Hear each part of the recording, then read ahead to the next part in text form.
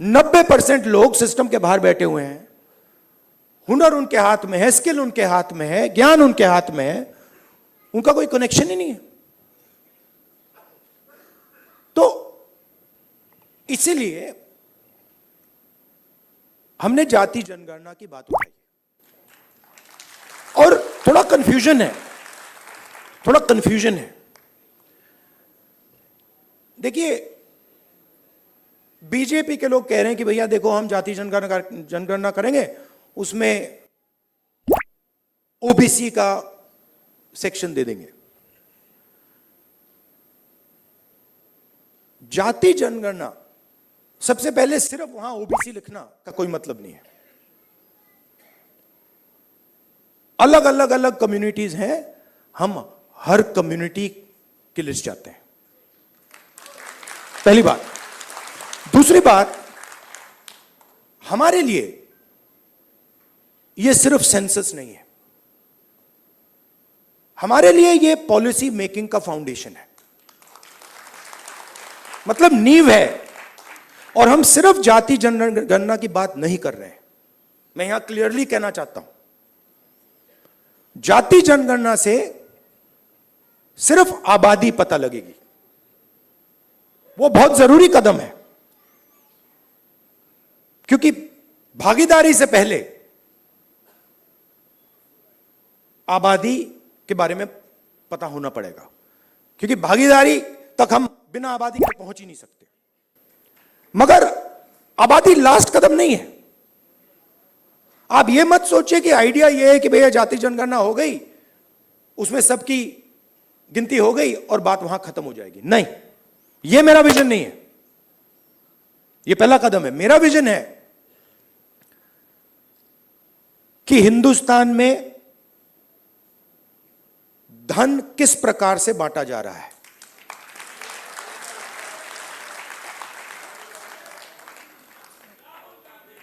OBC के हाथ में कितना है, दलितों के हाथ में कितना है, मजदूरों के हाथ में कितना है, पहली बात। दूसरी बात, हिंदुस्तान के जो इंस्टीट्यूशंस हैं, ब्यूरोक्रेसी हो, जुडिशरी हो, मीडिया हो, इसमें इन लोगों की कितनी भागीदारी है। मतलब हम यह समझना चाहते हैं कि कॉन्स्टिट्यूशन ने कहा था कि एक व्यक्ति को एक वोट मिलेगा, मतलब सारे के सारे हिंदुस्तान के जो सिटीजन्स हैं वो समान है, एक समान है, एक जैसे हैं। तो हम ये पूछ रहे हैं कि अब 70 साल हो गए,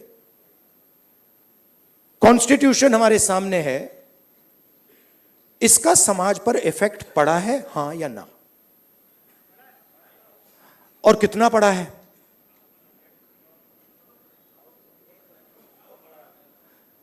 पड़ा है।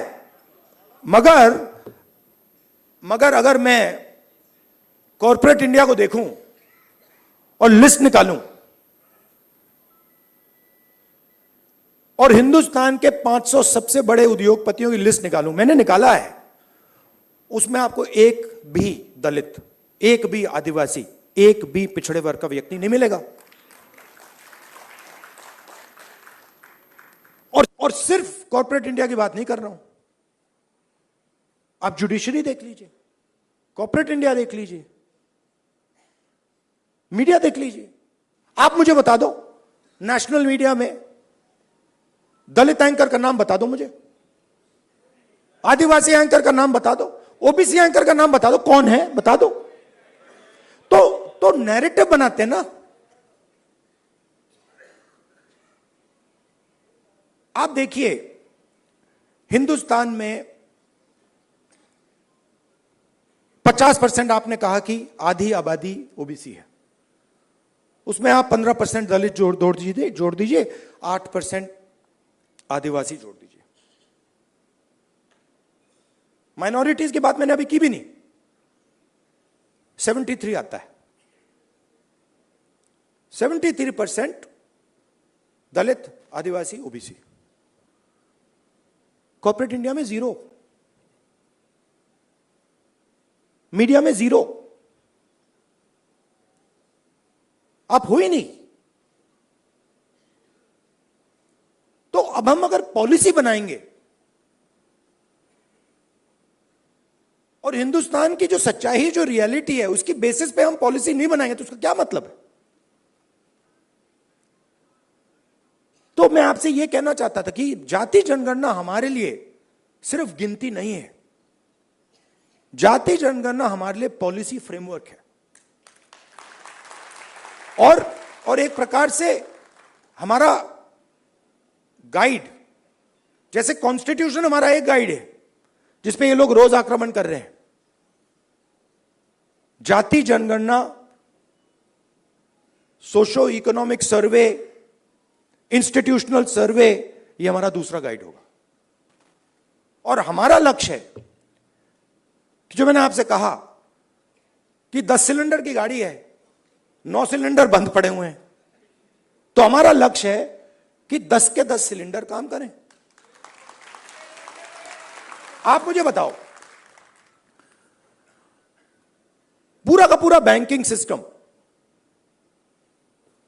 पूरा का पूरा बैंकिंग सिस्टम, नरेंद्र मोदी ने 16 लाख करोड़ रुपए 25 लोगों का कर्जा माफ किया है। शेम, 16 लाख करोड़ रुपया। अच्छा, उन 25 लोगों में एक दलित नहीं था, एक आदिवासी नहीं था, एक पिछड़ा नहीं था, एक माइनॉरिटी नहीं था। तो पूरा का पूरा बैंकिंग सिस्टम 15 लोगों के लिए बनाया गया है। ये जो हमारे भाई हैं जो मोची का काम कर रहे हैं, जिनको पूरी लाइफ में इज्जत नहीं मिली, इनके लिए एक बैंक क्यों नहीं है जो इनकी मदद करे? कहे कि हम स्पेशलाइज बैंक बनाएंगे सिर्फ इनके लिए। तो पॉलिसी मेकिंग फ्रेमवर्क का यह मतलब है, हमारा काम हिंदुस्तान की 100% आबादी की मदद करने का है। हमारा काम 5%, 10% आबादी की मदद करने का नहीं है। वो सरकार का काम हो ही नहीं सकता। और उसके लिए हमें इंफॉर्मेशन चाहिए। 21वीं सदी है, हमें डेटा चाहिए। डेटा है ही नहीं। आप नोट कीजिए, मैंने 2 चीजें कही हैं। मैंने कहा है कि जाति जनगणना, social economic state census, institutional census हम कराएंगे, और 50% का जो बैरियर है, जिसको हम एक्सेप्ट नहीं करते हैं, फ्रैंकली बोलूं तो इसको हम उड़ा के फेंक देंगे। ये 2 चीजें मैंने कही हैं। और मगर उसके बाद मैंने आज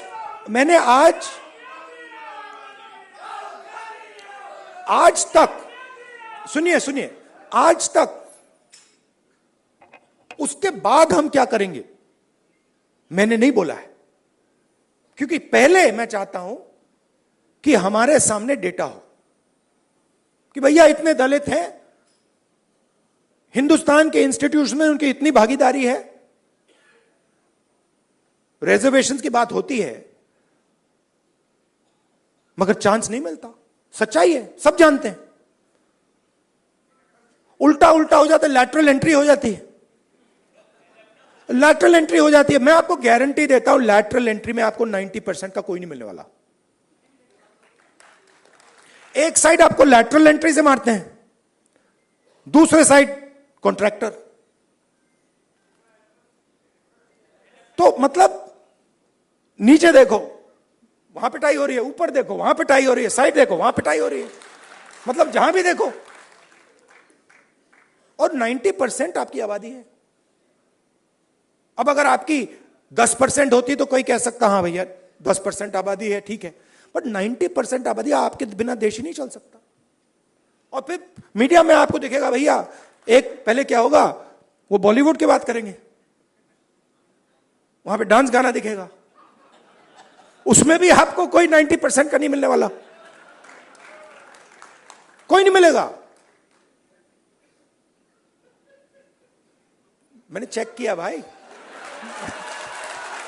मैंने लिस्ट निकाली है, मैंने कहा भैया मिस इंडिया की लिस्ट निकाली मैंने कहा देखता हूं।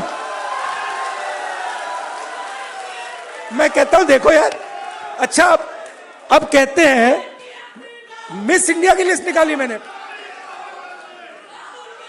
सुनो सुनो, मैंने मिस इंडिया की लिस्ट निकाली, कहा ठीक है देखते हैं। मतलब माइनॉरिटी भी 90% में आती है मैडम, आप भी शामिल हैं। और आपको और शायद जो आपके साथ हो रहा है वो सबसे ज्यादा खराब है। मतलब आप पर तो डायरेक्ट आक्रमण हो रहा है, राइट? मगर आप भी 90% में हैं। तो मैंने लिस्ट निकाली मिस इंडिया की, मैंने कहा भैया इसमें तो होगा, मतलब एक दलित महिला तो होगी, एक आदिवासी महिला तो होगी ना दलित है, ना आदिवासी, ना ओबीसी, कोई नहीं। तो डांस गाना चलेगा वहां पे, कोई क्रिकेट की बात करेगा, कोई बॉलीवुड की बात होगी, किसानों की बात नहीं होगी, मजदूरों की बात नहीं होगी। आपने कभी मीडिया में मोची का इंटरव्यू देखा है? बस मेरे चैनल पे आ रहा है और किसी चैनल पे नहीं आ रहा। आप चाहे मोची हो, बढ़ई हो, प्लम्बर हो, धोबी हो, कभी नहीं दिखेंगे। और ये देश को चलाते हैं लोग। और फिर मीडिया में कहते हैं भैया मोदी जी गले लग गए, सुपर पावर बन गया। कभी वो यूक्रेन भागेंगे, कभी रूस भागेंगे, वो कभी गले लगेंगे, और फिर भैया सुपर पावर बन गया, सुपर पावर बन गया। मतलब कैसे बन गया? 90% लोग मतलब शामिल ही नहीं है उसमें, बेरोजगार हैं, भूख लग रही है।